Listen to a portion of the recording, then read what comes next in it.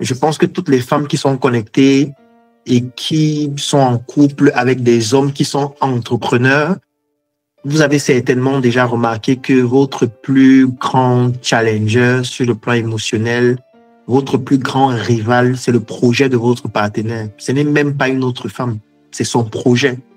Parce que votre partenaire est en couple avec son projet.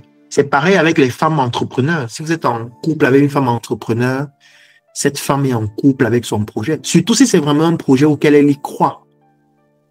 Voilà, ton partenaire est en couple avec son projet. Donc, ton premier challenger, ton premier adversaire, c'est son projet. Parce que la relation qu'on a avec un projet est similaire à une relation de couple. Donc, du coup, il y a le couple dans le couple. Parce que si dans son projet, il ne fait pas un bon chiffre d'affaires, ça joue sur ses émotions. Les nouvelles émotions que ça crée chez lui, là, ça a un impact sur toi.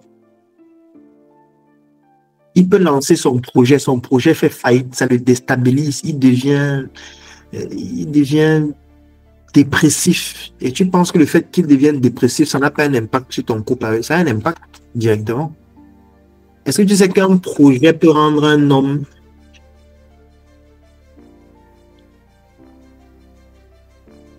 ce que je vais dire est dur parce que c'est déjà arrivé à beaucoup de gens. Est-ce que tu sais que ton partenaire peut ne plus avoir de libido à cause de son projet? Ça veut dire que son pénis ne se lève plus à cause de son projet. Quand vous vous êtes connus, c'était un gars bien. Il était fort aux fesses. Il te faisait vibrer la nuit. Vous passiez des moments torrides. Il avait de l'argent. Il te faisait vivre une vie agréable. Vous étiez toujours en train de voyager. Vous étiez toujours dans les shoppings. Vous étiez toujours en train de vivre une vie exceptionnelle. Tes copines vous enviaient. C'était la belle vie. Chaque soir, il mangeait. Après, il mangeait encore.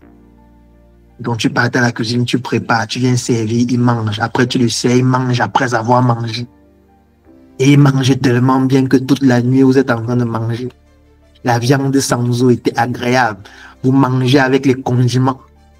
Il te dit non, je mets encore les condiments. C'est un repas que j'adore. La viande ici, elle est vraiment bien charnue. Mets encore le piment.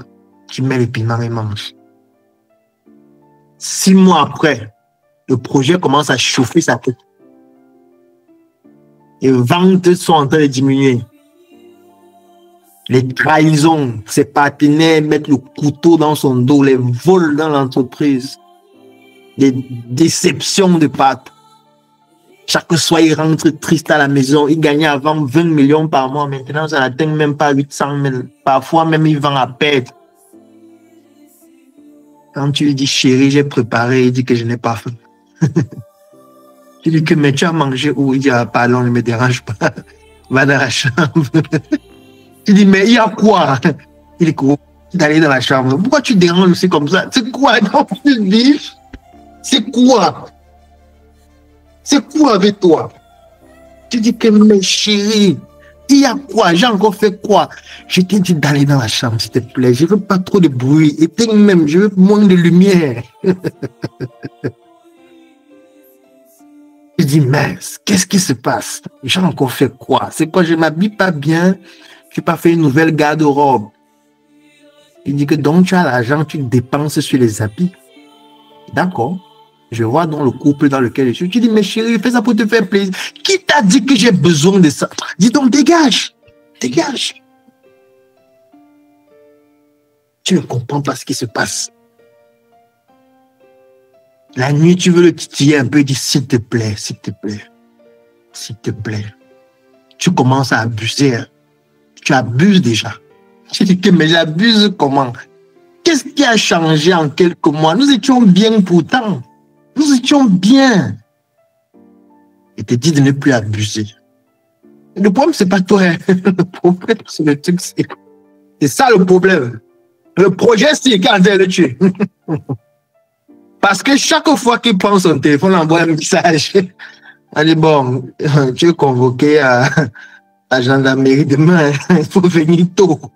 De préférence, il faut venir habiller légèrement hein, parce que tu risques de ne pas rentrer à la maison. Il y a encore une deuxième convocation qui est arrivée là. Donc, on a une troisième qui vient d'arriver. Est-ce que tu sais que le monsieur qui s'occupait du recouvrement de tes produits au supermarché, là, il a fait tous les recouvrements, il est allé au Canada. Hein? C'est grave.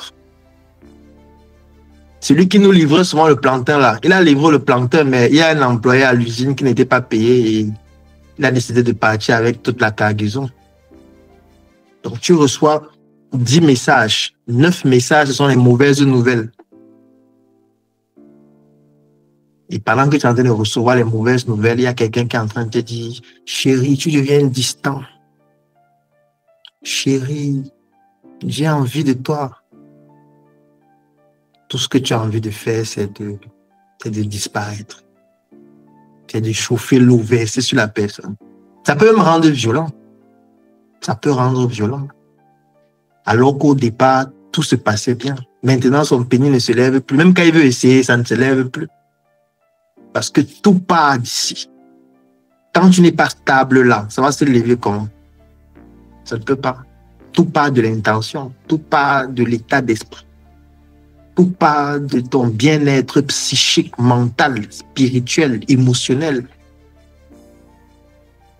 Rien ne se lève à cause du projet là, qui spirituellement est en train de te détruire, est en train de t'abattre. Et du coup, comme tu n'as pas cette capacité à pouvoir tenir, résister,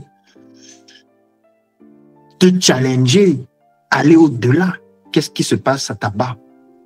Ça détruit toutes tes relations, qu'elles soient amicales, émotionnelles, familiales.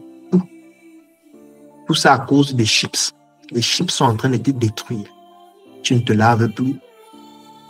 Tu commences à sentir mauvais. Tu ne lis plus. Tu ne te coiffes plus. Tu ne sors plus. Tu restes tout le temps à la maison. Et comme tu n'es donc pas en train de bien réagir, la situation s'empire, elle s'empire, elle s'empire. Et un jour, on voit seulement une photo sur Facebook. C'était un gars bien, on va dire, pendant quelques heures. Et quand il y aura une nouvelle actualité, on va oublier que tu es mort. Et la vie va continuer normalement. Parce qu'il y a des gens qui pensent que quand ils vont mourir, le monde va s'arrêter. Le monde va continuer normalement et mieux qu'avant. Si tu veux, tu ne prends pas en compte ce que je suis en train de dire. Là, si tu veux, tu joues, tu t'amuses.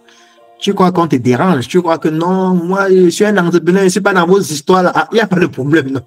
Reste dans ton entrepreneuriat, tu fais. Tu vas venir témoigner un jour. Ça va venir nous trouver. Ce sera un matin ou un soir. Ça va venir nous trouver. Faire face aux challenges, faire face aux échecs, faire face aux faillites, faire face aux trahisons, faire face à ton projet qui n'évolue pas comme tu le souhaites, faire face aux résultats que tu n'arrives pas à obtenir malgré un travail acharné que tu effectues. Tu investis tout le temps, mais ça ne fonctionne pas. Tu es intelligent, mais ça ne suffit pas. Tu es compétent, mais ça ne suffit pas. Il faut beaucoup plus que ça. Donc, du coup, tu es obligé de travailler sur 2 dimensions spirituelles. La première dimension, c'est la prévention, l'anticipation. Donc, de pouvoir travailler en amont sur ta spiritualité pour la renforcer. Et la deuxième dimension, c'est en aval. C'est la réaction, c'est de pouvoir agir lorsque tu as déjà été touché. Donc, je vais commencer par la dimension en amont. Je ne vais pas entrer trop en profondeur parce qu'on est déjà même arrivé au thème de la conférence. La première chose à faire, c'est